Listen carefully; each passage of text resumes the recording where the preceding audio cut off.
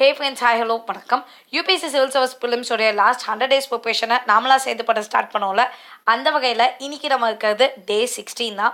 So already ஓரளவுக்கு நம்ம proceed பண்ணியிருக்கோம். அண்ட் இப்போ சிலருக்கெல்லாம் வந்துட்டு நல்ல கான்ஃபிடென்ஸும் டெவலப் ஆகிருக்கும், அதே நேரத்தில் பயமும் டெவலப் ஆகிருக்கும். இல்லை நம்ம படிக்கிறது இன்னும் பத்தாது, இன்னும் செமையாக படிக்கணும் அப்படின்லாம் தோணும். Don't worry, at the end of the day we are going to do it. So அதனால வந்துட்டு கொஞ்சம் ஸ்பீடாக இருக்கும், ஸ்லோவாக இருக்கும், அதெல்லாம் நினைக்காம நம்ம ப்ரொசீட் ஆகுமாங்கிறத பார்த்துக்கோங்க. உங்கள் கான்ஃபிடன்ஸ் லெவலில் மட்டும் எப்பயுமே ஹையாக வச்சுக்கோங்க. That is too important. Okay, with that note இன்றைக்கி நம்ம என்னென்ன படிக்கணும் அப்படிங்கிறத பார்த்துக்கலாம். ஸோ ஆல்ரெடி நேத்திக்குள்ள அந்த இதில் வந்துட்டு சப்ஜெக்ட் 3 சப்ஜெக்ட் 4 அப்படின்னு ரெண்டாக ஸ்ப்ளிட் பண்ணி ரெண்டுத்துல இருந்தும் ஏதாவது ஒரு என்சிஆர்டியில் ஹாஃப் படிச்சிருப்போம்ல. ஸோ அதில் கம்ப்ளீட் பண்ணிக்கலாம். ஸோ இப்போ வந்துட்டு 2 daysக்கு 2 என்சிஆர்டிஸ் முடிக்கிற ஸ்பீடில் இருக்கும்.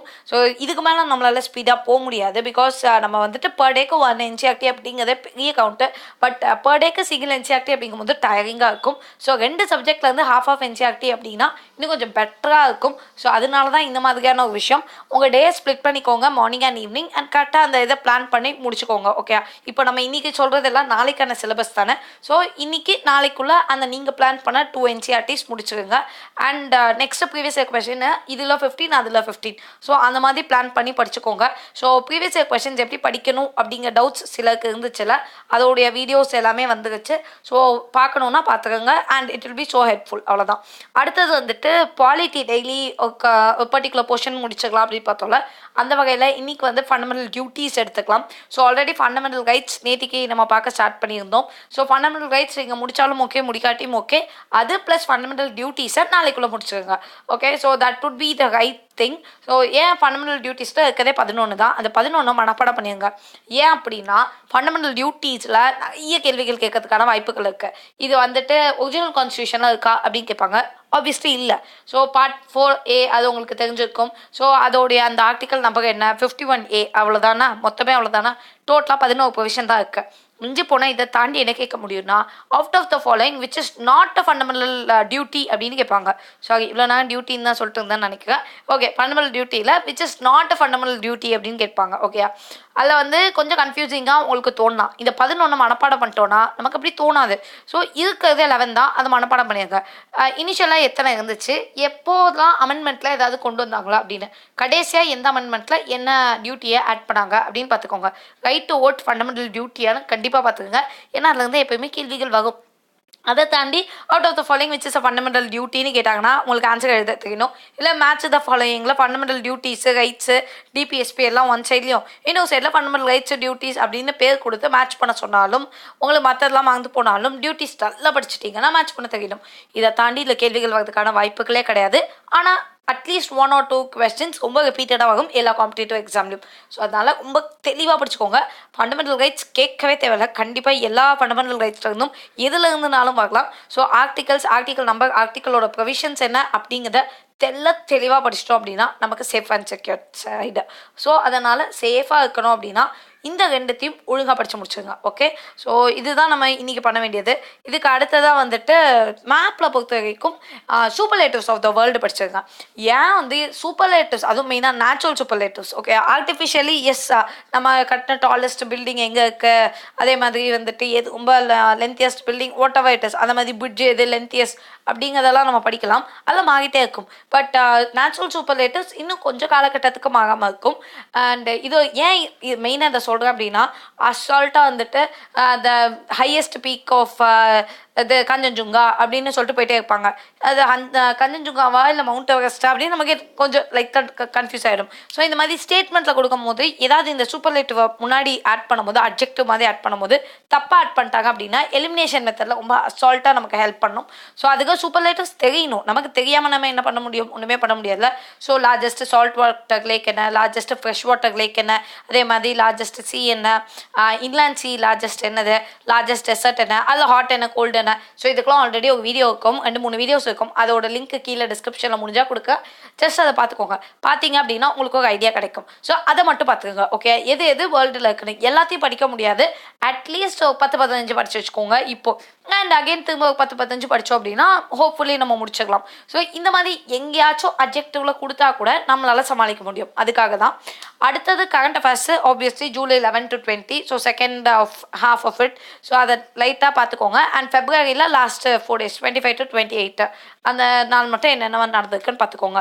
ஓகே, நம்ம வந்து ஒன் சைட் நம்ம ரிவர்ஸில் போவோம், ஒன் சைட் ஃபார்வர்டில் போகும். ஸோ ஜூனில் ஆரம்பித்து ஃபார்வர்டில் வந்துட்டு இருக்கோம், ஜஸ்ட் அடுத்தடுத்துன்னு போயிட்டு இருக்கோம். அண்ட் அதே மாதிரி மார்க்ஸில் ஆரம்பித்து ரிவர்ஸில் போயிட்டு இருக்கோம். ஸோ இந்த பெர்ஸ்பெக்டிவ் கரெக்டாக எனக்கு ஃபாலோ பண்ண ஈஸியாக இருக்கும், உங்களுக்கும் இருக்கும் நம்புகிறேன். Whatever it is please do say me. Okay, next terms and meanings in government schemes. So government ஸ்கீம்ஸை பொறுத்த வரைக்கும் there are few meanings for terms. For example Atal pension Yojana, இந்த ஆவாஸ் யோஜனா இப்போலாம் வருதுல்ல, அப்போது ஆவாஸ்க்கு ஒரு வார்த்தைக்கு மீனிங் இருக்கும். அதே மாதிரி கிராமின் அப்படின்னா அதுக்கு ஒரு மீனிங் இருக்கும். ஸோ இந்த டேர்ம்ஸ் அண்ட் மீனிங்ஸை நீங்கள் பார்க்க போகிறீங்க. இது எங்கடா இருக்கும் அப்படின்னா டோன்ட் வரி, நாளைக்கு காலையில் உங்களுக்கு கண்டிப்பாக இதோடைய குட்டி வீடியோ வந்துடும். ஸோ அந்த வார்த்தைகளை நம்ம மனப்பாடம் பண்ணுறோம், அவ்வளோதான். எதுவுமே தெரியலனாலும் இந்த வார்த்தையை வச்சு உங்களால் சொல்ல முடியும். ஸோ அந்த வார்த்தைக்கு ஏதோ ஒரு எக்ஸ்ப்ளனேஷனோட நான் எனக்கு எப்படி ஞாபகம் வச்சுக்கலாம் அப்படிங்கிறத சொல்லிடுறேன். அதை நல்லா ஞாபகம் வச்சுக்கோங்க. அது கண்டிப்பாக அது ரிலேட்டடான ஸ்கீம் தான். ஃபார் எக்ஸாம்பிள் கிராமின் அப்படின்னாலே சம்வேர் ரிலேட்டட் டு வில்லேஜ் அப்படிங்கிற ஸ்கீமாக தான் அது இருக்கும். இந்த மாதிரி எல்லா வார்த்தைகளையும் நம்ம பார்த்துட்டோன்னு வச்சுக்கோங்களேன், நம்மளால் ஈஸியாக கெஸ் பண்ண முடியும். ஓ இது இதுவாக இருக்கலாம், இதுக்கு அது சம்மந்தம் இருக்கலாம் அப்படின்னு. இல்லை இந்த அட்டல்ங்கிற வார்த்தைக்கெலாம் பெருசாக மீனிங் இருக்காது, பிகாஸ் அதெல்லாம் அவங்களுடைய அந்த இனிஷியல் வேர்டிங்ஸை ஏதாவது ஒரு இம்பார்ட்டண்ட் பர்சன் நேம்ஸ் மாதிரி யூஸ் பண்ணுவாங்களே அது. அதுக்கு அடுத்தது வந்துட்டு இந்த தீன் தயாள் உபாதய யோஜனா அப்படின்னா தீன் தயாளுக்கு ஒரு மீனிங் இருக்கும், உபாதேக்கு ஒரு மீனிங் இருக்கும். ஸோ யோஜனா அப்படிங்கிறது ஆப்வியஸ்லி உங்களுக்கு தெரிஞ்சுக்கோங்க. ஸோ இன் திஸ் பேசிஸ் நம்ம இந்த வார்த்தைகளுக்கான மீனிங்கை தனியாக எடுத்து படிச்சிட்டோம் அப்படின்னா அந்த கவர்மெண்ட் ஸ்கீம்ஸை படிக்கும் போது ரொம்ப ஈஸியாக இருக்கும். ஸோ கண்டிப்பாக இதோட வீடியோ நாளைக்கு மார்னிங்கே உங்களை வந்து சேரும். ஸோ அதை மட்டும் கொஞ்சம் தெளிவாக படிச்சுக்கோங்க. எவ்வளோ தெளிவாக படிக்கிறீங்களோ அவ்வளோ ஈஸியாக கவர்மெண்ட் ஸ்கீம்ஸ் எல்லாத்தையும் நம்ம ஞாபகம் வச்சுக்க முடியும். ஓகே, அடுத்தது வந்துட்டு நேஷ்னல் சிம்பிள்ஸை படிக்கணும். நேஷ்னல் சிம்பிள்ஸ் ஏன் படிக்கணும் அப்படின்னா, எஸ் கண்டிப்பாக இதுலேருந்து கேள்விகள் வர்றதுக்கான வாய்ப்புகள் இருக்குது, பட் நம்ம மேக்ஸிமம் படிக்க மாட்டோம். ஓகே, ஸோ இதை எங்கேருந்து படிக்கிறீங்கன்னா இந்தியா இயர் புக் 2018 ஒரு புக்கு இருக்குதேமா, அது வந்து படிக்கணும். அந்த புக்கு உங்கள்கிட்ட இல்லை அப்படின்னா டோன்ட் அகி, நீங்கள் அதுக்காகலாம் கவலைப்பட வேணாம். இந்த நேஷ்னல் சிம்பிள்ஸோட இப்போ நான் சொல்லியிருக்கிறது வந்து என்னென்னா national flag, national song, national anthem and national emblem, 4 தான். ஸோ இந்த 4 மட்டும் கொஞ்சம் தெளிவாக பார்த்துக்கோங்க. இதோடைய வீடியோஸும் கண்டிப்பாக உங்களை வந்து சேரும். தனித்தனியாகவே நேஷ்னல் எம்ப்ளம் அதை பற்றின டீட்டெயில்ஸ், நேஷ்னல் ஃப்ளாக் டீட்டெயில்ஸ் எல்லாமே உங்களை வந்து சேரும். அண்ட் இது ஏன்னா இவ்வளோ ஸ்பெசிஃபிக்காக சொல்கிறேன் அப்படின்னா கண்டிப்பாக இது எல்லாத்தையும் வந்து கேள்விகள் வர்றதுக்கான வாய்ப்புகள் இருக்கோ இல்லையோ எங்கனாலும் நீங்கள் இதை மாட்டுவீங்க. அசால்ட்டாக உங்கள் இன்டர்வியூவில் கூட இதுலேருந்து ஒரு கேள்வி கேட்டு நமக்கு தெரியலன்னா அது தப்பு தான். ஸோ அதனால் இதை நம்ம மேக்ஸிமம் கவனிச்சிருக்க மாட்டோம். நமக்கு தெரியும் எது நேஷ்னல் எம்ப்ளம் அப்படின்னு கேட்டிங்கன்னா நீங்கள் டக்குன்னு அந்த அசோகா அந்த இது அப்படின்னு சொல்லிடுவீங்க. நேஷ்னல் ஃப்ளாகு ட்ரை கலர், அந்த ட்ரை கலரோட மீனிங் எல்லாமே சொல்லிடுவீங்க. ஆனால் ஃப்ளாகுக்கு ஃப்ளாகு கோடுன்னு ஒன்று இருக்கும். அதே மாதிரி நேஷ்னல் சாங்கை எப்போ அடாப்ட் பண்ணாங்க, அது எந்த பேஸ் புக்கில் இருந்து வந்துச்சு, அது பெங்காலியா இல்லை ஹிந்தியா, ஸோ இந்த மாதிரியான பெர்ஸ்பெக்டிவ்ஸ். நேஷ்னல் ஆந்தமா ஃபஸ்ட்டு எங்கே பாடினாங்க, எந்த வருஷம் அடாப்ட் பண்ணாங்க, இது எல்லாமே இம்பார்ட்டண்ட். ஸோ மெயினாக ஒரு குட்டி விஷயம் நான் கேட்குறேன், national song is equivalent to national ஆந்தமா இல்லையா, இதை மட்டும் யோசிச்சுக்கோங்க. ஏன்னா national anthem and national song controversies past 2 இயர்ஸாக போயிட்டே தான் இருக்குது. ஸோ நேஷ்னல் சாங்கை எல்லா இடத்துலையும் பாடணும் அப்படின்னு சொல்லி ஒரு தரப்பில் போயிட்டுருக்கு. அதே மாதிரி தியேட்டர்ஸில் எப்போயுமே ஸ்டார்டிங்கில் நேஷ்னல் ஆந்தம் போடணும் அப்படின்னு சொல்லி போயிட்டுருக்குல. ஸோ இது எல்லாமே recent controversies with regarding to national emblem and all these kind of things. So அதனால் கொஞ்சம் கேர்ஃபுல்லாக நம்ம இதெல்லாம் படிக்க வேண்டியது முக்கியம். இது 2018 இந்தியா இயர் புக்கில் இருக்கும். ஸோ செகண்ட் சாப்டரில் இருக்குது. ஓகே, ஸோ நீங்கள் படிக்காட்டியும் பரவாயில்ல, I will give you the solutions for all these things. Just பார்த்துக்கோங்க, அது போதுமானது. கேள்விகள் வரலங்கிறத எப்பயுமே கால்குலேட் பண்ணிக்க முடியாது, but as a person, as an Indian we have to learn all these things. அதனால பார்த்துக்கோங்க. ஓகே, ஸோ வித் திஸ் இன்னைக்கு கொஞ்சம் நான் லென்த் எக்ஸ்பிளைன் பண்ணியிருக்கேன், கண்டென்ட் வைஸ் ஒன்றுமே இல்லை. ஸோ ஈஸியாக தான் இருக்கும். Just keep on learning. Okay, strive for continuous improvement instead of perfection. So keep on working. இன்னும் கொஞ்சம் ஹார்டாக ஒர்க் பண்ணுங்கள். கண்டிப்பாக உங்களுக்கு நீங்கள் ஆசைப்படுற அந்த பர்ஃபெக்ஷனும் கிடைக்கும்.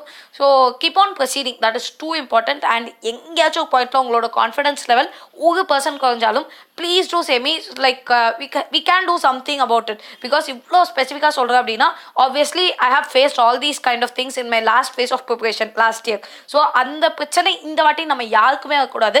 முடிஞ்ச வரைக்கும் keep your confidence level that high. So அதுக்காக தான் இதை ரிப்பீட்டடாக சொல்கிறது. All the very best.